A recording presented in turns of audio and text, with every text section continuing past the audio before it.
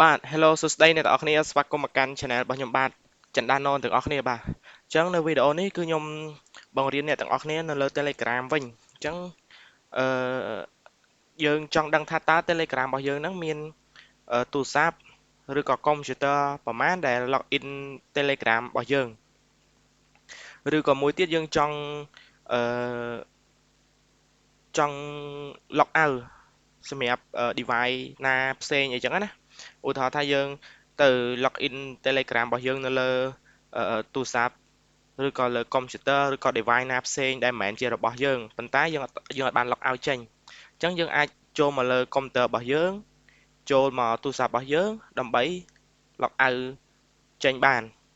ដោយមិនចាំបាច់ទៅយកទូរស័ព្ទឬក៏ computer របស់គេអញ្ចឹងដើម្បីអនុវត្តវិធីហ្នឹងទី1អ្នកនរគ្នាត្រូវ login ចូល Telegram របស់អ្នកទាំងអស់គ្នាសិនមកនៅលើ desktop ក៏បាននៅលើ computer ក៏បានសំទោសនៅលើទូរស័ព្ទក៏បានដែរអញ្ចឹងយើងចូលកន្លែង tray 3ម្នាក់បន្ទាប់ពីអ្នកទាំងអស់គ្នា login ហើយចូលកន្លែង tray 3ជំហានបន្ទាប់ទៀតអ្នកទាំងអស់គ្នាចូលមកកន្លែងគេដាក់ថា setting បាទអញ្ចឹងយើង scroll មកខាងក្រោមរកមើលគេដាក់ថានេះ privacy and security អញ្ចឹងយើង click មកបន្តមកទៀតយើង scroll អឺមើលកន្លែងនេះមិន scroll គឺវានៅនឹងហ្មងអញ្ចឹងគេដាក់ថា active session មានន័យថា active session ហ្នឹងគឺ session អឺមានន័យថាលក្ខណៈ session ភាសា programming គឺដែលដែល support ឲ្យយើងនឹងអាចអឺ log in log out អីបានអញ្ចឹងណាផ្ដាច់ session ទៅមានន័យថាគឺអត់អាចនរណាគេ log in ចូលបានទេវាផ្ដាច់តើទាមទារ log in ដាក់ password ដាក់ username អីឡើងវិញអញ្ចឹងណា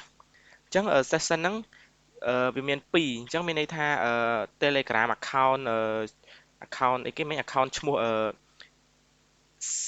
HC CH ហ្នឹងគឺមាន session មាន device 2ដែល log in ចូល Telegram ហ្នឹងអញ្ចឹងយើងចូលកន្លែង privacy ឡើងវិញមកហើយយើងចូលកន្លែង session យើង click មកអញ្ចឹងអ្នកទាំងអស់គ្នាឃើញហើយថាតើdevice គឺមានប្រមាណអញ្ចឹង device គឺមាន2ទី1គឺ desktop របស់ខ្ញុំដែលខ្ញុំកំពុងប្រើហ្នឹងវាដាក់ថា this device អញ្ចឹងមានន័យថា device របស់យើងនឹងឯងដែលកំពុងតែប្រើនៅលើ Telegram ហ្នឹងហើយមួយទៀតអ្នកទាំងអស់គ្នាមកមើលនេះ active device ដែរប៉ុន្តែនៅលើ device ផ្សេងទេវាដាក់ឈ្មោះdevice ទៀតវាដាក់ថា Tecno Camon 20 Pro អាហ្នឹងគឺជាទូរស័ព្ទរបស់ខ្ញុំហើយ Telegram Android version ប៉ុណ្ណឹងហើយទីតាំងគឺនៅភ្នំពេញនេះភ្នំពេញ Cambodia ហើយម៉ោងគឺ10:52នាទីដែលយើង last seen នៅលើTelegram នៅលើ device Camon 20 Pro ហ្នឹងអញ្ចឹងដើម្បីផ្ដាច់វាចេញដើម្បីផ្ដាច់ថាយើងអត់ចង់ឲ្យទូរស័ព្ទ Camon 20 Pro ហ្នឹង access ឬក៏ចូលប្រើប្រាស់ Telegram នឹងបានទេអញ្ចឹងយើងអាចចុចខ្វែងមកនេះចុចខ្វែងទៅគឺអូខេបាត់ហើយអញ្ចឹងគឺមានប៉ុណ្ណឹងកន្លែងនេះគេដាក់ថា terminate all session ហ្នឹងមានន័យថាគ្រប់ device ទាំងអស់ដែល connect ដែល log in ចូលអឺ Telegram ហ្នឹងគឺយើងអាចអឺផ្ដាច់វាចោលលើកលែងតែ device ដែលយើងកំពុងតែប្រើហ្នឹងអញ្ចឹងពេលដែលយើងចុចអាហ្នឹងទៅគ្រប់ device ដែល log in ចូល Telegram ហ្នឹងគឺផ្ដាច់ទាំងអស់ហើយប៉ុន្តែនៅតែនៅរបស់យើងមួយព្រោះរបស់យើងអត់ផ្ដាច់ទេវាដាក់ថា other session នេះ session ផ្សេងអញ្ចឹងណាហើយterminate all session នេះមានន័យថាកន្លែងវាដាក់ប្រាប់ថាបើសិនបើអត់ active រយៈពេលប្រហែលអីចឹងទៅគឺឲ្យវា log out auto ឬក៏ឲ្យវាត្រូវ log in ឡើងវិញអញ្ចឹងណានេះវាមានមកសប្តាហ៍មួយខែ3ខែ6ខែនិង12ខែអញ្ចឹងអ្នកទាំងអស់គ្នាអាចដាក់ទៅបើសិនជាអ្នកទាំងអស់គ្នាយក6ខែមានន័យថាdevice ដែលអត់បានអឺ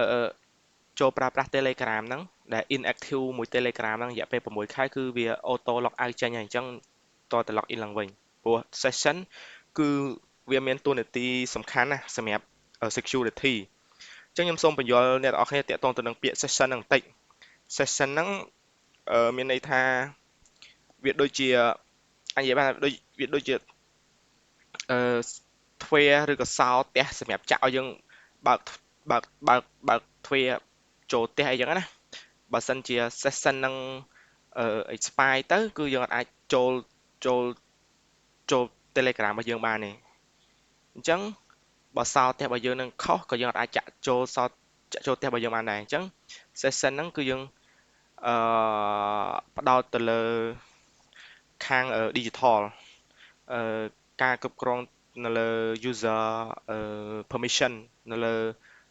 account របស់ Telegram ក្តី account របស់ system អីក្តីគឺគេប្រើ session ហ្នឹងដែរ